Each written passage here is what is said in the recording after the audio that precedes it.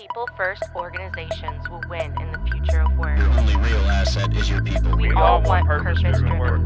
HR-led organization is the I'm future. sorry, but leaders don't lead empty desks and empty shop floors. Welcome to the People Strategy Leaders Show. I'm your host, Sri Chellappa, founder and president of Engagedly, and a serial entrepreneur in technology, films, and music. This is where we talk to people leaders, business strategists, and organizational savants about leading in the time of change. What is working, what is not working, and more importantly, what we should be thinking about. Stick around to the end of the show. We will reveal how you can be our next guest. And now, let's engage. Hello, this is Sri Chellappa with People Strategy Leaders Podcast. Today I'm joined with Celeste. Celeste is an author and transformative leader with nearly 40 years in global HR and DEI, serving as Vice President and Chief Diversity and Inclusion Officer for 10 years at Merck. She helps organizations understand true equity by debunking myths, demonstrating why equity creates winners across the board and builds a better world. She has an incredible story to share where, in her first job as a reporter, she experienced firsthand the gender and racial pay gap, which led her on a journey from journalism to becoming a global leader in HR and diversity, equity, and inclusion. Celeste R. Warren is the author of The Truth About Equity, What It Really Is, What It Isn't, and Why Everyone Wins When We Get It Right. Well, welcome to the show, Celeste. It's an honor to have you. Well, thank you for inviting me, Sri. It's a pleasure to be here. Excellent. So, before we jump into it, there's a lot of, shall we say, controversy and pushback in the current business and political environment around DEI, and then equity, obviously being the E in there. For the audience, when you say equity, what do you mean by that? I think the best way, Sri, to talk about equity is the comparison to equality. So equality is we give everyone the same, regardless of what they look like, what their experience is, what their life experiences were, what culture they came from. You just give everybody the same thing. Equity understands and realizes that everyone didn't start in the same place. Everyone isn't in the same place. Everyone is different, just from the standpoint of our identities, our life experiences, the different cultures we came from, who we are as human beings, our skill sets, everything. And so what equity does is says, okay, if we want to get to a certain collective purpose, whether that be a business mission, performance of a team, whatever it is, we're trying to get to this collective purpose, this desired state. We have to make sure that we understand each individual's current state. And so if individuals they do have different needs and different abilities and skills. So equity allows us to say, okay, what does this person need? And this person need, and this person need, which is different in every case, not just some cases, but every case. And then you give them those acts of equity so they can get to the collective purpose of the organization, of the team, etc. So that's sort of the difference between equality and equity. And that's kind of why equity is just so important, that people understand that it's not this dirty word that's been politicized and sort of just made to seem like it's a bad word, it's a bad thing. Yeah. So you just came out with this new book, The Truth About Equity. What compelled you to write about this book now?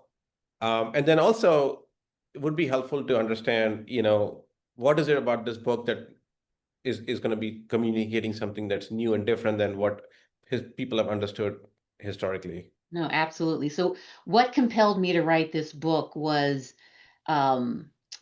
just the anti-DE&I rhetoric, the lack of understanding, really, of what the essence of what equity is. I think people, they lump DE&I together, And diversity is differences in people. Diversity means differences. Inclusion is basically what you have to do to create a culture of inclusion around all of those people with all of their differences to get to that collective purpose. And so you create that inclusion, that culture, and then you have to put the acts of equity in place to get to it. People don't realize that from a human standpoint, from a business standpoint, we're trying to get to some destiny. And in order for leaders to understand that, they have to be able to apply these different acts of equity. So what compelled me to write about it was I was just fully understanding the misinformation that was going out there. As a chief diversity officer at a Fortune 50 company, what I was seeing over the changes, and it didn't just start, January 21st. It was happening 2-3 years before that, where people were starting to question, okay, well, why is that person getting all of this stuff and I'm not? And instead of looking at it from the standpoint of there are things that that person is experiencing in the workplace, in society, that you're not, simply because of how they identify. And so we had to make sure that was happening. And I was so disheartened because I felt like all of the work that I had been doing and my team had been doing over the past 10 years, not just within our company, but outside in the world as well, that it was just being tested, it was being challenged, it was being politicized, it was being bastardized, if you will. And so I just felt compelled to say, no, no, no. People need to understand the truth about what equity is and how it benefits everyone, not just some people, not just disenfranchised groups and different identities, but everybody. It's something that we have to have because everybody is different. Yeah. Everyone is. Yeah. And I think, to be honest, DEI has had, obviously a lot of bad connotations now, but organizations have taken it away from their mission statement, website, their values, and many of them have shut down those departments and the roles as well, or they repurposed it. But it's not going away. That's my hope and what I'm seeing. I think it's probably paused, but we have probably undone several years of progress in that space, especially since COVID, because Yeah. COVID really gave us the reset movement to say how can we build a more inclusive workspace. And then obviously Black Lives Matter around that time as well was a good way to start this conversation in more depth and face it head on. Because we have so much, issues in our inequity in our society, and it's not just about racial differences, but it's also socioeconomic differences, and to some extent gender differences as well. And hopefully the progress is still being made. Where do you think the current environment is getting it wrong? Like, why do you think? First of all, what's your view on why you think there was such a strong blowback, and what are they getting it wrong? Yeah. So I think a couple of things. One, I would say, if you look at history, and I'm not a big history buff, but in some areas I do like to look at, especially in this area. But when you look at history, and not just the United States, I mean, in pick the company, I'm sorry, the country. Every country has the haves and the have-nots. And it's just, it's identified in different ways, whether that be classism, whether that be, from a gender standpoint, LGBTQ plus standpoint, it doesn't make a difference. There are groups of people that have, and there are groups of people that have not. And so throughout history, when there has been a swing towards more liberal stances, there inevitably is a swing back to more conservative at some period of time, whether that be 2 years, 5 years, 7 years, whatever. That pendulum continues to swing. And it's sort of like just reaction, action, reaction. That's all it is. And so I think that's one thing when we saw, Me Too and then the murder of George Floyd in 2020, the pendulum had swung all the way towards, organizations, society, really wanting to do something about what was happening across the world and standing in solidarity. But now, then you started to see in the years following 2020, the pendulum swinging back. And Hmm. I think, one of the indicators was in 2023 in the United States when the Supreme Court shot down Roe v. Wade, shot down also the Harvard and North Carolina case where they said that universities and colleges can't use race as one of the criteria for how they select students for their institution. So we started to see a lot of these things. And so that's one thing. It's just a matter of, that's how time and history has taught us that this pendulum swings. The second thing, Sri, is that we're all familiar with that illustration, and I talk about this in the book. It's from Deloitte, but where there's a cartoon where there's three people standing on one rock in the first illustration, looking over the fence, and the person on the right can't see over the fence. Person in the middle can barely see. Person on the left can see over the fence easily. And then you get to the second illustration. The second illustration is where we are right now, where the person on the right has three rocks to stand on, can clearly see over the fence. Person in the middle has two, can clearly see over the fence. The person on the left still has that one rock. What is happening now, the acts of equity that we've been putting in place over these years has caused disruption. And what I mean by that is, in my analogy of that illustration, the person on the left that was standing on one rock in both of those illustrations, the first and second, they're looking to their right now and they're saying, well, how come they have three rocks and they have two rocks and I just have one? Because they don't see that the fence is there. And in my analogy, the fence represents all of the longer term isms that exist in society and organizations: sexism, racism, homophobia.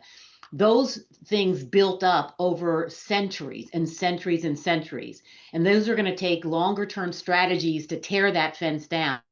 But that person that was standing on the one rock, they have always been able to see over the fence for a variety of different reasons in their life experience, in how they identify, etc. And so they don't know how that fence manifests itself to the person on the right and the person in the middle. So as practitioners in DE&I and leaders and human resources practitioners, they've been doing the work very diligently to put those rocks in place. And those rocks are different acts, women's leadership programs, employee resource groups, different types of diverse sourcing strategies to acquire talent in organizations. A lot of those things, special grants and things for persons of color and marginalized groups historically. And so they're looking, and we're putting those rocks in place. But at the same time, we have to be explaining to that person on the one rock to say, here's that fence, it's there. Here's how it manifests itself to these other individuals who are experiencing different things because of the fence, because of the isms. And then not only explaining to them and talking to them about it, but getting them to be active allies so they join together, get in the boat, grab an oar, and row, help us to row and move the boat up the river. This is what's happening. And so that person on one rock, they're looking at the other two and the people that are helping and putting those rocks in place. They're looking at it as preferential treatment. And that's where the rub comes, because you're doing illegal DE&I. You're giving them preferential treatment that I don't have. And that's where we have to do a better job of explaining it, continuing to put those rocks in place because the fence is still there, but also we have to be putting the longer term strategies in place to tear down the fence, which is very, very hard work. So we have to do all of those things. We have to take a multi-pronged approach to be able to get to that third illustration where the fence is gone, the rocks are gone, and everybody can see the beautiful mountains ahead. Yeah, I think the important thing to also explain, which I think is part of what you're talking about, is it's not a zero-sum game, right? Mhm. Just because somebody has three rocks doesn't mean you don't get anything, right? Yeah. It's not, there's only so many rocks to give. It's not like that, right? There's more Mhm. rocks being created. So this whole mindset of abundance is important, especially in today's world where we are living in a world of abundance, actually. Mhm. But there's no reason for people to be left behind because of that. There's enough. I'll just take a society example, right? There's Yes. enough food Yep. to feed the whole planet, probably twice over at this point. Mhm. There's enough, uh, even though there is a housing issue shortage, but there is actually enough houses and enough space. There are people who have seven houses, and there are people who have no houses. So there's that issue as well. You can only live in one house at a time. You can't live in seven houses at a time, right? Um, so there is those vision. Some of it will create some societal disruptions, and I think it has in the past. I think there's been some blowback because of that. Mhm. Um, so I want to actually switch back a little bit about your own, achievements and accomplishments as a DEI leader at Merck, and then you were also at Kraft Foods before that. Can you walk me through, without, I guess, divulging maybe too much proprietary information, like some of the key changes and achievements that were able to you were able to accomplish there? Yeah, I think so. A couple of things come to mind for me.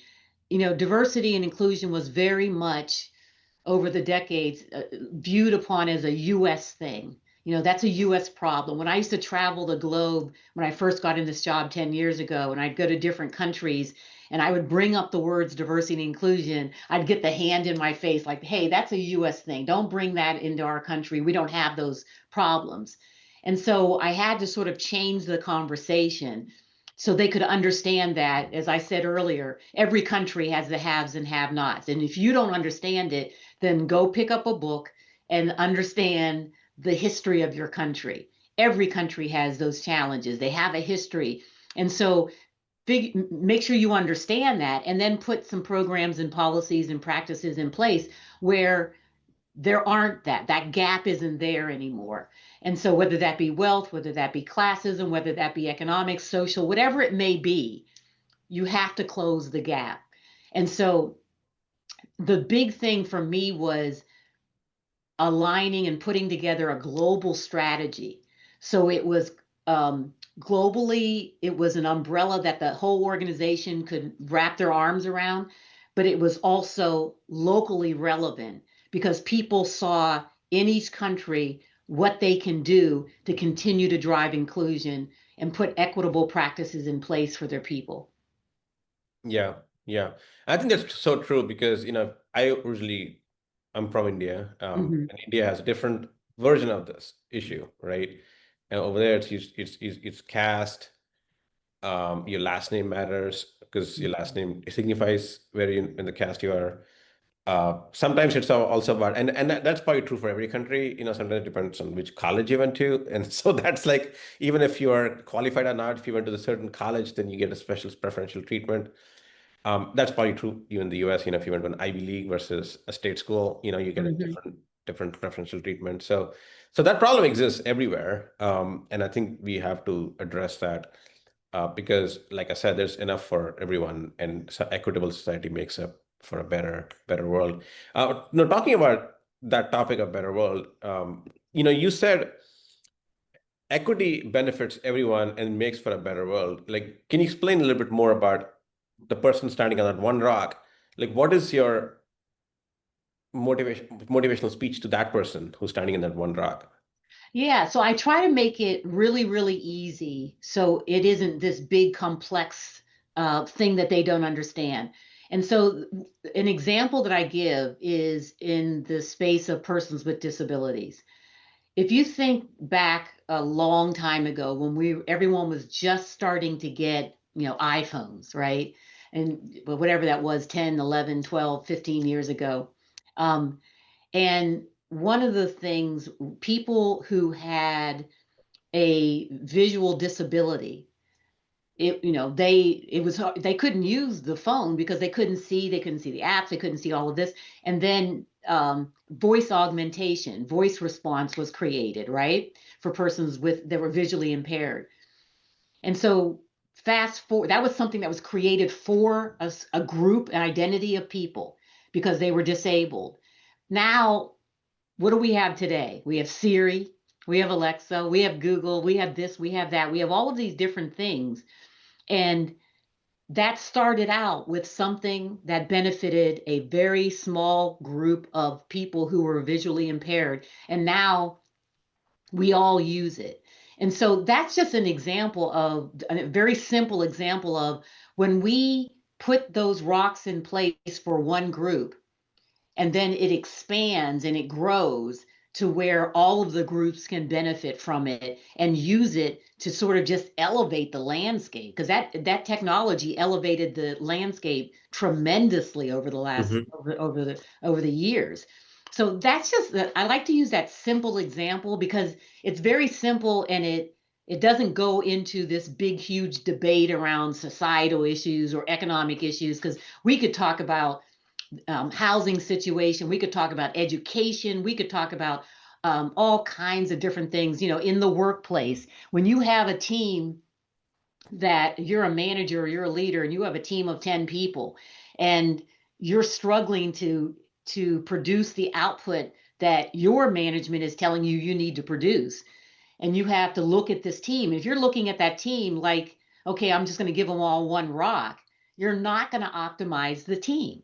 You're not going to optimize the performance of your team. Right. You have to give some people one rock. You have to give some people 2 rocks. You have to give some people 4 rocks or 5 rocks, because that's the skill and the capability and the need that they have to be able to perform at the level that's needed for the output of the team.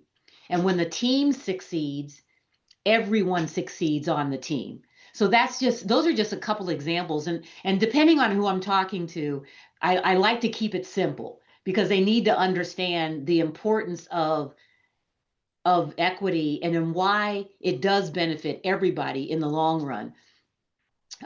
You're not going to convince everybody, Sri. There are people that they feel a certain way. They haven't embraced diversity, equity, inclusion. They haven't opened their minds and opened the aperture a bit to understand, and that's okay. There's always going to be, a group of people that don't agree with what you or I are talking about. But for the most part, those people that are kind of using this phrase, sitting on the fence, and that are sort of, okay, well, I do want to understand because I want to educate myself so I can understand this concept. That's who the book is for as well. Not just the ones who truly understand it, embrace it now, but also for those ones that don't understand it and want to embrace it, want to understand it. So in today's environment, how would you ask organizations to still continue their programs, if you will, or their approaches to a better equitable work environment while still, living within the new rules? Yeah, yep. And so, what I say is stick to, from a foundational standpoint, stick to the letter of the law and the spirit of the law. Letter of the law is the Civil Rights Act. We know we can't discriminate based on, in the United States, you can't discriminate based on all of the different identifying factors, right? Race, sex, orientation, gender, religion, everything. You can't discriminate based on that. And so we need to make sure that we stay to the letter of the law. Now, when it comes to diversity, equity, and inclusion, you need to make sure that you're continuing to do that body of work because, as I was saying earlier, everyone is different. Not just groups of people. I'm an African American woman. All African American women do not think and act and talk and are the same. We have different profiles. We have different ways that we think. We have different ways that we approach things, etc. So when you are looking at people individually and meeting them where they are to move them forward in an organization to get to that optimal performance that you need, That's why it's important. And that's the work that we're doing in diversity, equity, and inclusion. It's basic manager 101. It's leadership 101. How do you make sure that you are leading an organization so you can get to your collective purpose, whatever your mission is of your organization? In order to do that, you have to put things in place that are going to be able to move people along. And everyone doesn't move along in the same pace and in the same way. And that's why you have to make sure that you're meeting people where they are and pulling them along. That's the essence of what we're doing. Management and leadership 101, business and marketing 101. Let's take it into the marketing standpoint. We know that when we're putting marketing strategies together, if you don't understand the customer base, you've lost. You can't be effective in your business. And so understanding the customer base with the demographics of that customer base and understanding, okay, well, how do I market this whatever it is product to them so they will want it? That's marketing 101. And the needs of the customer vary. They vary by culture, they vary by identity, they vary by the various different differences, the diversity of the customer base. So integrating diversity, equity, inclusion into your marketing strategies, it's marketing 101. So that's the piece that I think people they don't fully understand. You're not going to get rid of diversity, equity, and inclusion. You can call it whatever you want, but we're talking about basic talent management. We're talking about basic business fundamentals. This is what we're talking about. And in today's world and in tomorrow's world, the customer, the labor market, they look very, very different than what they did 20, 30, 40, 50 years ago. Yeah, makes sense. Okay, well, how can people learn more about you? When does your book come out? Can you talk a little bit more about that? Yes, the book was just released in the month of July on Amazon.com, so you can find it there. And again, it's the truth about equity, what it really is, what it isn't, and why everyone wins when we get it right. And so you can find it there. You can also find it on the website www.crwdiversity.com, and you can find the link to buy it there as well. But I just encourage you, if you want to educate yourself on something that has been very polarizing in today's world and understand the true essence of it, and it's not a dirty word, I encourage you to get the book. Thank you. Yeah, definitely. It's not a dirty word at all. Thank you, Celeste. It's been a pleasure having you on the show. Thank you for the invitation, Sri. I've enjoyed talking with you. Sri Chellappa here. Thank you so much for listening to the People Strategy Leaders podcast. If you are a successful leader or a people strategist who would like to be on this program, please visit engagedly.com/People Strategy Leaders podcast. If you got something out of this interview, would you share this episode on social media? If you know someone that would be a great guest, tag them on social media to let them know about the show and include the hashtag People Strategy Leaders. I love seeing your posts and guest suggestions. We are regularly putting out new episodes and content. To make sure you don't miss any episodes, go ahead and subscribe. Your thumbs up, ratings, and reviews go a long way to help promote the show and mean a lot to me and my team. Want to know more? Follow me on LinkedIn and Twitter at Sri Chellappa. Thanks for listening. We will see you next time. And thank you to Patrick Ramsey, sound engineer at Kalinga Production Studios, for recording and mixing this show.